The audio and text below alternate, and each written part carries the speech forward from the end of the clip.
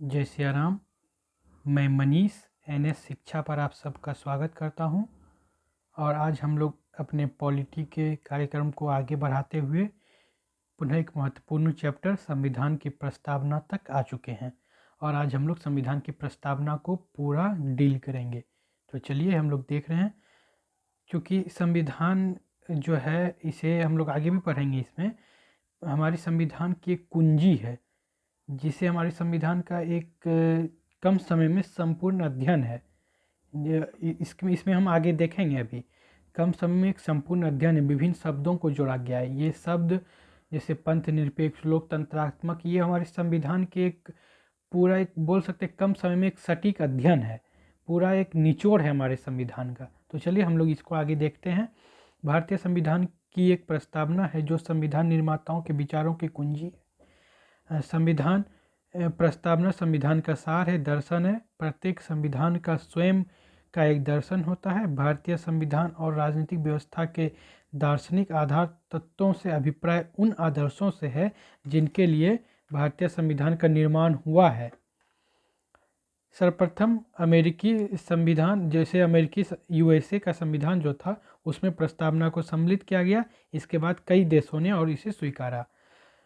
संविधान के उद्देश्य का जो प्रस्ताव है जिसे हम लोगों ने कब प्रस्तुत किया था, तो 13 दिसंबर 1946 को संविधान सभा में प्रस्तुत किया गया और 22 जनवरी 1947 को यह पारित हुआ। प्रस्तावना पर अंतिम मतदान करते समय संविधान सभा के अध्यक्ष डॉक्टर राजेंद्र प्रसाद ने कहा था कि प्रस्ताव यह है कि उद्देश्य का संविधान का अंग हो।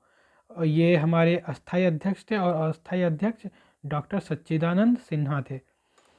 प्रस्तावना के जो ये प्रस्तावना के संबंध में जो प्रसिद्ध कथन है उसे हम लोग देखते हैं। प्रस्तावना संविधान का एक परिचय पत्र है, ये N.A. पालकीवाला ने कहा था। उद्देश्य का हमारे संविधान की आत्मा है, M. हिदायतुल्लाह ने कहा था।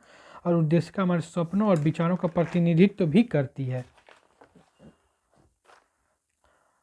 प्रस्तावना जो है प्रस्तावना संकल्प एक उद्घोषणा है, एक प्रतिज्ञा, तमाम दुनिया के सामने एक वादा है। यह करोड़ों भारतीय के साथ एक इकरारनामा है और इसी के लिए यह एक शपथ की तरह है जिसे हम पूरा करना चाहते हैं। पंडित नेहरू ने कहा था। प्रस्तावना का एक एक शब्द एक चित्र है, चित्र जो बोलता है, एक कहानी कहता है, तपस्या, त्याग और बलिदान की कहानी कहता है। डॉक्टर सुभाष कश्यप। प्रस्तावना यह स्पष्ट कर देती है कि इस संविधान का आधार जनता है और इसमें निहित प्राधिकार और प्रभुसत्ता जनता से प्राप्त हुई है। ये डॉक्टर भीमराव अंबेडकर ने कहा था। अब संविधान की जो विशेषताएं इसे हम लोग देखते हैं। हम भारत के लोग, पूरा भारत वसुधैव कुटुंबकम, यानी कि भारत के संदर्भ में पूरा भारत एक परिवार है। एक संपूर्ण प्रभुत्व संपन्न समाजवाद की विचारधारा से परिपूर्ण, पंथ निरपेक्ष, यानी कि सभी के पंथ अलग अलग हैं। जैसे विभिन्न पंथों की अपनी अपनी एक रुचि है। धर्म जो हम लोग बोलते हैं ना, ये यहाँ पे पंथ निरपेक्ष शब्द का उल्लेख हुआ है। पंथ निरपेक्ष विभिन्न पंथों के मानने वाले हैं, जैसे सिख हैं, हिंदू है, मुस्लिम है, ईसाई हैं। तो इस तरह ये विभिन्न पंथों के मानने वाले, जैसे हम लोग बोलते हैं हिंदू, मुस्लिम, सिख, ईसाई, उसी तरह के। गणराज्य है, न्याय, सामाजिक, आर्थिक एवं राजनीतिक, लोकतंत्रता, यहाँ से हम बोल सकते हैं कि ये एक लोकतंत्रात्मक देश है, लोकतंत्रता है यहाँ पर। स्वतंत्रता, विचार अभिव्यक्ति, विश्वास और धर्म की उपासना भी है।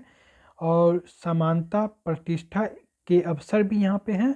यहाँ पे बंधुता है और व्यक्ति की गरिमा है, राष्ट्र की एकता और अखंडता है। अब देखिए इसमें कौन से शब्द कब जोड़े गए, तो वो देखते हैं। जैसे हम लोग क्या देखें कि यहाँ पे लोकतंत्रता है, यानी कि लोकतंत्र है, तो इसके संदर्भ में और जो बाकी शब्द हैं वो कब कब कैसे जोड़े गए उसे हम लोग देखते हैं। 42वां संविधान संशोधन 1976 के द्वारा समाजवादी, पंथ निरपेक्ष, अखंडता जोड़ी गई। ये लिया गया 42वां संविधान संशोधन में। और फ्रांस की क्रांति 1789 से स्वतंत्रता, समानता और बंधुत्व आया। फ्रांस की क्रांति 1789 से स्वतंत्रता, समानता और बंधुत्व आया है। और भारतीय संविधान की प्रस्तावना को हम लोग फिर से एक पॉइंट वाइज में देखते हैं कि भारतीय संविधान के आरंभ में संविधान का संक्षिप्त परिचय दिया जाता है, जैसे मैंने शुरू में भी कहा था, जिसे प्रस्तावना कहते हैं। भारतीय संविधान सभा के समक्ष जवाहरलाल नेहरू ने उद्देश्य का प्रस्ताव 13 दिसंबर 1946 को प्रस्तुत किया था। संविधान जैसे प्रस्तावना संविधान के किसी भाग अनुच्छेद का अनुसूची के अंतर्गत नहीं है। प्रस्तावना संविधान का अभिन्न अंग है। ये बोले अगर क्वेश्चन पूछा जाए किस भाग में, किस अनुच्छेद में, किस अनुसूची में है, तो ये किसी भाग, अनुच्छेद या अनुसूची में नहीं है। ये एक अभिन्न अंग है हमारे संविधान का। प्रस्तावना से संविधान की प्रकृति, आदर्श एवं उद्देश्य का पता चलता है या प्रतिबिंबित होता है। कुछ विद्वानों ने प्रस्तावना को भारतीय संविधान की आत्मा कहा, कुछ विद्वानों ने इसे संविधान की कुंजी, जबकि कुछ ने इसे संविधान का दर्पण भी कहा है। प्रस्तावना संशोधन योग्य है। प्रस्तावना में अब सिर्फ एक बार संशोधन हुआ है। ये कब हुआ था? तो 42वां संविधान संशोधन 1976, जिसके अंतर्गत समाजवादी, पंथनिरपेक्ष और अखंडता शब्द जोड़ी गई। प्रस्तावना यह घोषित करता है कि भारत का संविधान अपने नागरिकों को प्रतिष्ठा के अवसर की समानता प्रदान करने तथा उनके गरिमामय जीवन के लिए हमेशा तत्पर रहेगा। प्रस्तावना में उल्लेखित राष्ट्र की एकता और अखंडता शब्द, राष्ट्र की एकता और अखंडता पद हम लोग यह बोल सकते हैं। यहाँ पे शब्द पद, यह पद या शब्द देखिए यहाँ पे हम लोग एक ही संदर्भ में यहाँ पे यूज़ करेंगे इसका। यह दर्शाता है कि देश के प्रत्येक नागरिक की पहली पहचान भारतीय होना तथा इस देश का कोई भूभाग, देश के कोई भी स्वतंत्र किसी भी भूभाग में वो स्वतंत्र अस्तित्व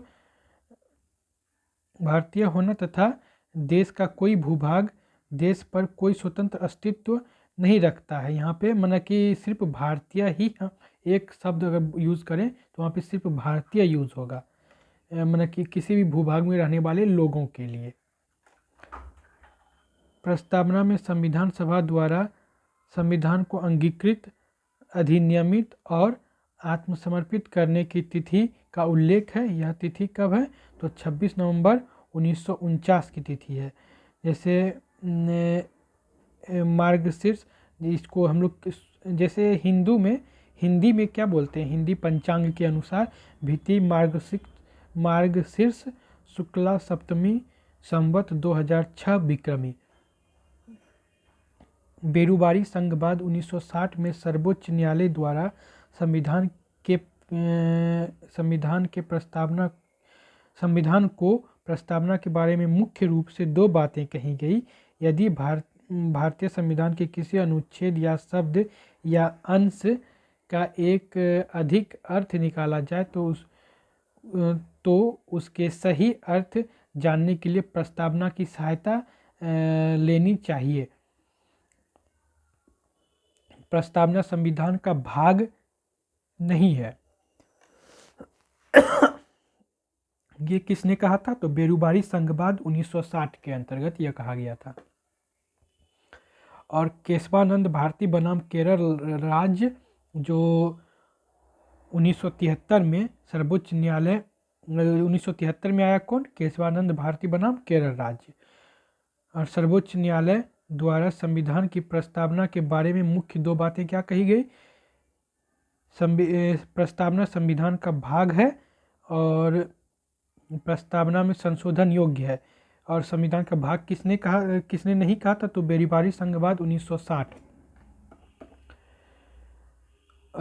प्रस्तावना में संशोधन संविधान के आधारभूत तत्व की अक्षुण्णता की दृष्टि से ही किया जाता है और संविधान के किसी अंश को समझने के लिए प्रस्तावना को निर्वाचन के रूप में प्रयोग किया जाना चाहिए। LIC वाद 1995 में सर्वोच्च न्यायालय ने पुनः कहा कि प्रस्तावना संविधान का अभिन्न अंग है। निष्कर्ष के रूप में प्रस्तावना की स्थिति से संबंधित मुख्य बातें क्या है? संविधान का जो संपूर्ण सारे वाद विवाद से बाद जो फाइनल निष्कर्ष हमारा आया है उसमें क्या है कि प्रस्तावना जो है संविधान का भाग है, प्रस्तावना संशोधन योग्य है, प्रस्तावना संविधान के निर्वाचन में सहायक है। प्रस्तावना न तो विधायिका का स्रोत है और न ही विधायिका पर प्रतिबंध स्थापित करता है। प्रस्तावना न्याय योग्य नहीं है। प्रस्तावना के संबंध में जो कुछ व्यक्तियों के उद्गार हैं वो जो है कि संविधान सभा के एक सदस्य अल्लादी कृष्ण स्वामी अय्यर के अनुसार भारतीय संविधान का प्रस्तावना हमारे लंबे समय के स्वप्न को अभिव्यक्त करता है। जैसे हम लोग जवाहरलाल नेहरू के कथन में भी देखे थे कि हमारे स्वप्नों को साकार करने की एक कुंजी है। संविधान सभा के एक सदस्य के.एम. मुंशी के अनुसार प्रस्तावना हमारे संप्रभु लोकतांत्रिक गणराज्य की जन्म कुंडली है। संविधान सभा के एक अन्य सदस्य पंडित ठाकुर दास भार्गव के अनुसार प्रस्तावना संविधान का सबसे मूल्यवान भाग है। यह संविधान का आत्मा एवं कुंजी है। आत्मा एवं कुंजी ठाकुर दास भार्गव ने कहा था। यह संविधान के अंतर्निहित मूल्यों के माप का मापक है। और सर्वोच्च न्यायालय के यहाँ पे पूर्व मुख्य न्यायाधीश मोहम्मद हिदायतुल्लाह ने प्रस्तावना को संविधान की आत्मा कहा था। आत्मा और कुंजी ठाकुर दास भार्गव और सिर्फ आत्मा मोहम्मद हिदायतुल्लाह। प्रसिद्ध विद्वान सुभाष कश्यप ने प्रस्तावना के बारे में कहा कि संविधान शरीर है तो प्रस्तावना उसकी आत्मा। प्रस्तावना आधारशिला है तो संविधान उस पर खड़ी अट्टालिका है। अगर शरीर है तो आत्मा है और अगर आधारशिला संविधान उस पर खड़ी एक बिल्डिंग है, अट्टालिका है। तो एवं प्रकार से प्रस्तावना पूर्ण रूप से निचोड़ से आत्मा है, अभिन्न अंग है, अट्टालिका है, या एक हम लोग बोल सकते हैं हमारे संविधान का बेस है, मजबूती नींव है हमारे संविधान का। तो ये प्रस्तावना चैप्टर्स को जो हमने देखा है तो ये जो है हमारे मेंस की दृष्टि से भी काफ़ी महत्वपूर्ण है। मेंस में भी प्रस्तावना पे सवाल क्वेश्चंस पूछे जाते हैं।